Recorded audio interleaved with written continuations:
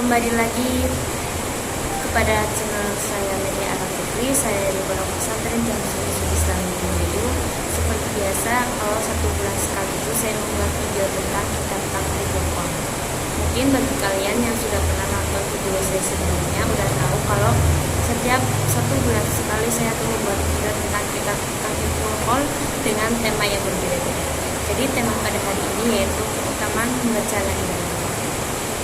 Teman-temanku sekalian, ketahuilah bahwa membaca la ilaha illallah itu banyak sekali manfaatnya bagi kita semua.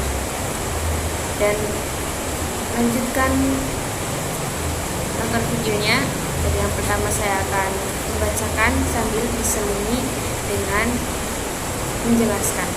Oke, Bismillahirrahmanirrahim. Al-babu tsani fadilatul la ilaha illallah. Bab tentang keutamaan membaca la ilaha illallah. Hadis yang pertama yang berbunyi, qala Nabi sallallahu alaihi wasallam, man qala kulla yaumin la ilaha illallah Muhammadur Rasulullah ma'ata maratun ja'a yaumil qiyamah wajhu kabadir. Itu hadis yang pertama yang menjelaskan tentang orang yang membaca la ilaha illallah dalam sehari sebanyak 100 kali, maka besok wajahnya akan bersinar. Itu hadis yang pertama. Oke, hadis yang selanjutnya yaitu yang berbunyi, wa qala sallallahu alaihi wasallam, qala Allah ta'ala la ilaha illallah kalami wa ana huwa man qala hadza khalaqasni wa man dakhala qalbi amana man aki.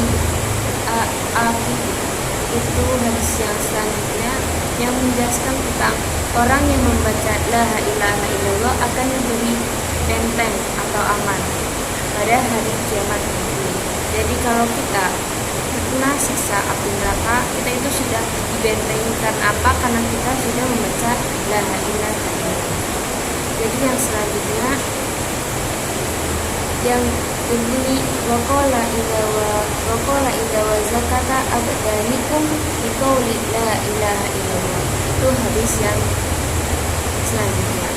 Jadi menjelaskan tentang orang yang membaca la ilaha illallah seperti zakat badannya, atau dalam bahasanya itu berzakat untuk awak kita.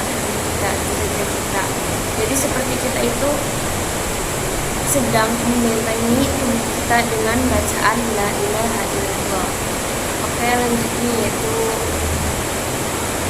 waqala sallallahu alaihi wasallam, ma min abdin yaqulu la ilaha illallah Muhammadur Rasulullah illa qala Allah ta'ala sadaqa abdi anallah la ilaha illallah anna ashhidukum ya malaikati qad ghufirtu lahu man taqaddama min dhanbihi wa ma ta'akhkhara. Itu menjelaskan orang yang membaca la ilaha illallah Muhammadur Rasulullah, Allah akan berkata, sadaqa abdu, benar-benar uang kamu. Kemudian kola, dan malaikat-malaikat akan menyaksikan dosa-dosa, dihapuskan yang sudah dilakukan dan yang belum dilakukan.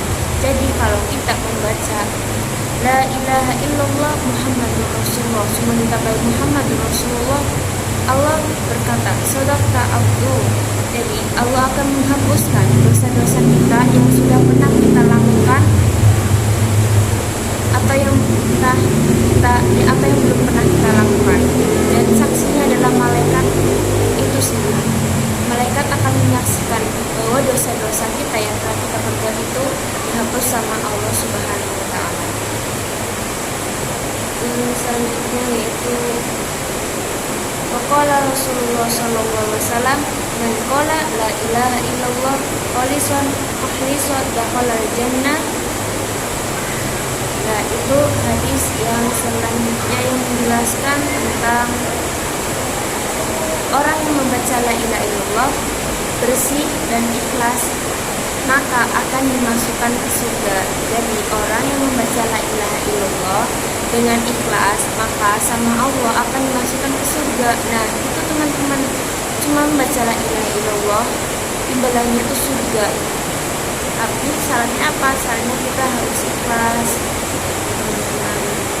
Terus yang selanjutnya yang berbunyi sallallahu alaihi wasallam, "Man kana awwalu kalamihi la ilaha illallah wa akhiru kalamihi la ilaha illallah wa amala alfa hasanati inna asya alfa sinnati la yas'alullahu an kulli wahidin." Itu hadis yang selanjutnya yang menjelaskan tentang orang membaca la ilaha illallah maka akan diampuni awalnya dan akhirnya atau segala dosanya walaupun cuma satu. Nah, hadis yang selanjutnya menjelaskan tentang Allah akan menghapuskan dosa-dosa kita selama pertama kita hidup atau lahir sampai nanti kita meninggal, walaupun kita cuma punya satu dosa saja. Terus yang selanjutnya, waqala sallallahu alaihi wasallam, "Man qala la ilaha illallah man ghairil ajabin tara biha ta'irun tahta arsy yusabbihu ma'al musabbihina ila yaumil qiyamah wa yaktubu lahu sawabuhu." Nah, itu hadis yang selanjutnya yang menjelaskan tentang apa? Jadi menjelaskan tentang orang yang membaca la ilaha illallah tanpa ujub maka akan terciptalah burung terbang sampai aras, maka burung itu mengucapkan la ilaha illallah untuk orang yang membaca tasbih. Jadi kalau ada orang yang membaca la ilaha illallah tanpa ujub, maka Allah akan menciptakan burung untuk kamu dan burung itu berkata la ilaha illallah kepada orang yang bertasbih atau membaca la ilaha illallah. Terus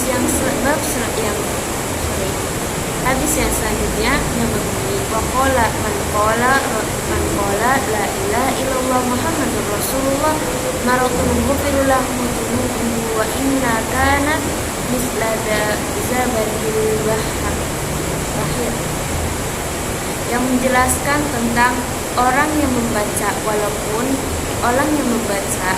la ilaha illallah walaupun dosanya banyak, dia seperti segara maka akan diampuni semua dosanya walaupun cuma membaca satu kalimat saja. Jadi hadis itu menjelaskan tentang orang yang membaca la ilaha illallah itu dosanya akan dihapuskan sama Allah Subhanahu wa taala walaupun kita itu mempunyai dosa sebanyak segara, walaupun kita cuma membaca satu kalimat saja, Allah bisa menghapuskan semua dosa kita walaupun dosa kita itu banyak sekali. Allah akan dengan mudahnya menghapuskan dosa kita. Nah, itu teman-teman.